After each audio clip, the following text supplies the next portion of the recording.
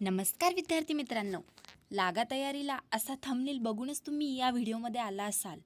तर आत्ताच लोकसत्तेची एक न्यूज प्रकाशित झाली आहे.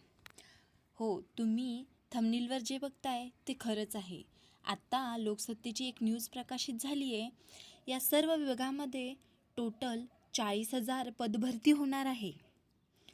तर ते कोणकोणते विभाग असतील हे सर्वात महत्त्वाचा. आत्ताच पोलीस विभागात भरती होऊन गेली. आता पोलीस भरतीमध्ये पुन्हा 20,000 पदांची भरती होण्याची शक्यता आहे. त्यानंतर तलाठीत 1,700 जागा निघणार.